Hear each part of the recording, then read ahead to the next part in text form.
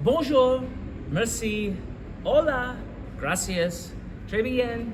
Listen, I have been in Paris and Madrid and Amsterdam, and one of the things that I have found is not knowing the language makes it really difficult to be fully engaged. It's caused me to think about an ownership mindset inside of an ownership culture and the idea that we use terminology, phrases, colloquialisms, and language that can either cause people to feel apart or feel alienated.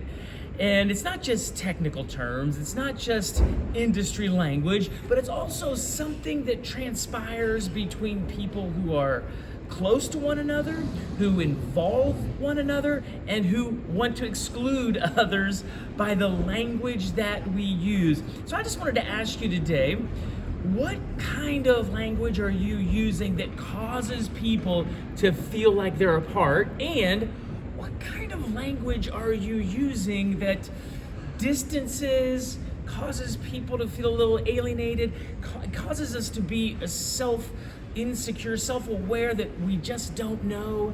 And so when you think about how you're phrasing and using language and intentionally inviting people to be involved, how are you shaping communities that are using language that causes people to want to contribute and be involved? You know, in shaping an ownership culture, it's essential that we're all aligned with similar language, not similar thought. Everyone has varying thoughts and different ideas, but in an ownership culture, we use a language that makes space for all of those different ideas to be shared. Back in Madrid now, but those 3 days in Paris, I realized something.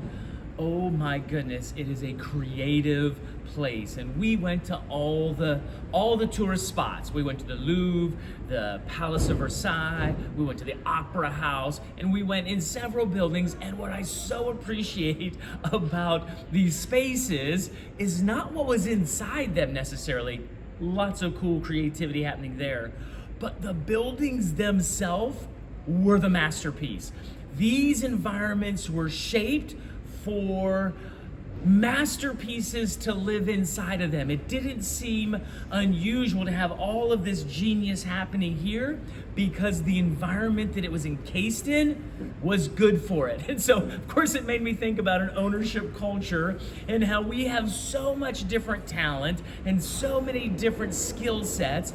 And what's essential is we shape the place where all of these different abilities, identities, realities all come into one. I mean, there's so many different expressions of art and so many different expressions of creativity and so many different expressions of our gifts and our offerings to humanity in the way that we serve in a workplace that it requires the place to be of quality that people want to contribute in their most significant ways. You know, one of the things I'm fond of saying is you don't have to hire the best. We just want to bring out the best of those who are in our fold. And as it is continually difficult to find great talent, what's not so difficult is to look at the talent we have and bring out greatness in them. Well, okay, that might be a little difficult, but when we create a space, when we shape an environment, my daughter and I kept walking around the Louvre saying, oh my goodness, this building is what is the masterpiece here. This place and all of the fine detail that was put in to house greatness. That's what's amazing. And in our workplaces, listen, it's not the physical decor, though that helps. It's not, it is the attention to detail, maybe not in the gold spray and outlay and all the different design elements, but that helps. But really, it's the intentionality of what happens in this space. What are we fostering both with psychological safety, physical safety, creative safety, individual safety? And you know, in the Louvre, I didn't go, wow, this place is really safe. What I did say and think was, wow, this place is really creative. There's a lot of imagination at work here.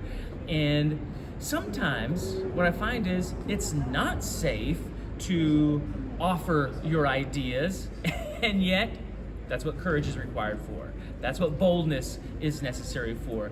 It's not always on the people around us to create a safe space so much as it is we want to bring forth the thing that's within us. Now, it's a tempered approach, and an ownership mindset says, I don't have to wait for you to be me. And one of the things that I loved about Paris was the doors. You could walk down any street and there were all these unique doors: blue, green, white, yellow, different door frames, doorways. I mean, some had flowers, and I had no idea where any of these doors went, but I just thought, I want to walk through every single one of them. And it kind of felt like life, like, this idea of that looks like an opportunity, that looks like an opportunity, that looks like an opportunity. Should I go to that opportunity? And what I appreciated about all these unique doors, I mean, all across the city, in every different place we went, there were cool doors. And it made me think of ownership mindset, where I always will share about how people who have this ownership mindset will just reach for a little extra responsibility. And I thought, man, the people who built these doors, doorways, passages, they had to think to themselves, I want to make this doorway so enticing that everyone who walks by wants to walk through it, because that's what happened to me. But it's just that spirit of, even though I don't know what's on the other side of it, the person who created it did it with such care and such intentionality, and honestly, I felt a lot of passion in it. And I mean, the knobs could be in the middle, they could be long handles, they could be this way, there could be windows, they could be rounded. There were so many unique expressions of doors and passageways and places that I thought, ooh, I just would love to go through there. But mostly I thought, I so appreciate whoever built this door, whoever painted this door, whoever designed this door.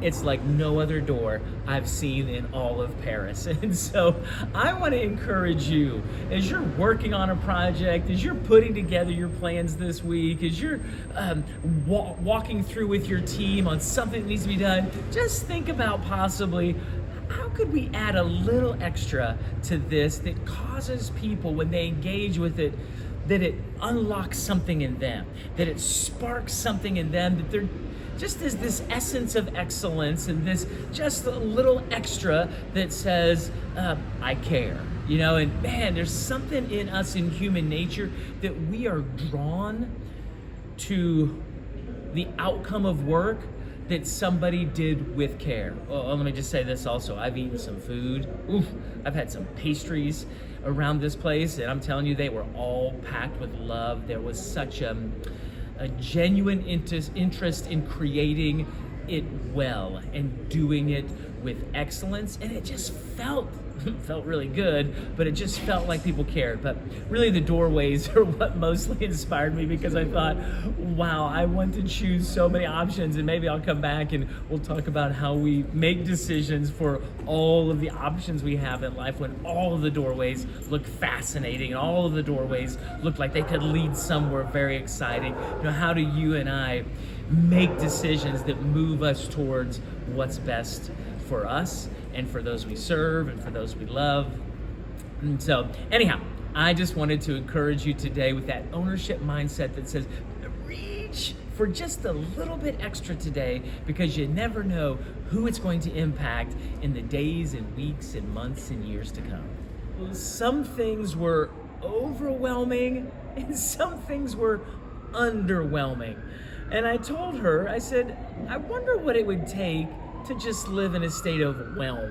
Right? We talk about, I'm so overwhelmed, or we talk about these things that are underwhelming, means, not so much.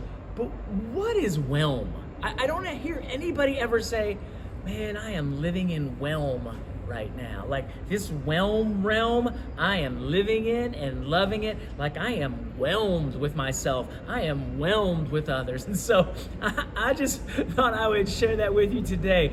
There is a place of whelm that's fulfilling, satisfying, meaningful, and has a sense of service and greatness to it with those around us.